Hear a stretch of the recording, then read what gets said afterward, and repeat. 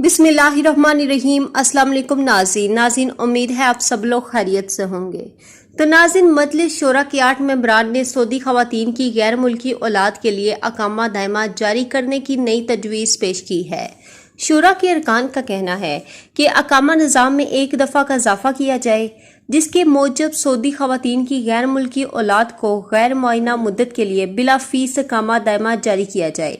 इसकी शर्त में सऊदी खातून की शादी मुतलका अदारे की मंजूरी से हुई हो या निकाहनामा सरकारी अदारे की तरफ से हो।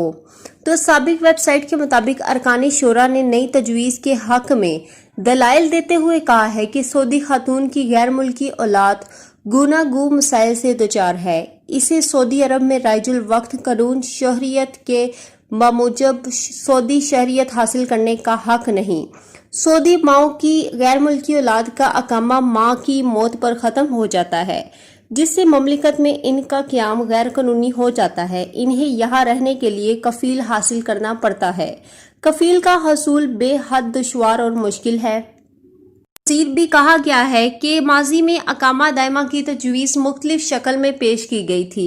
अरकान शूरा ने इस वक्त तजवीज़ दी थी कि वज़ारत दाखिला कानून शहरियत के लाहे अमल पर नज़र सानी करके इसे जदीद खतूत पर इस अंदाज से अस्टूर करे कि सऊदी माओं की गैर मुल्की औलाद को अकामा दायमा दिया जा सके। इस तजवीज़ पर इस वक्त मजलिस शूरा में बहस हुई थी। तजवीज़ के हक में 74 वोट आए थे, जबकि मंजूरी के लिए 76 वोट दरकरार थे। नाज़रीन, उम्मीद है आज की वीडियो पसंद आई होगी। वीडियो पसंद आने की सूरत में वीडियो को लाइक कर दीजिए करें, और चैनल को अभी तक सब्सक्राइब नहीं किया तो जल्दी से सब्सक्राइब कर दे। बहुत मेहनत से आपके लिए वीडियो लेकर आते हैं।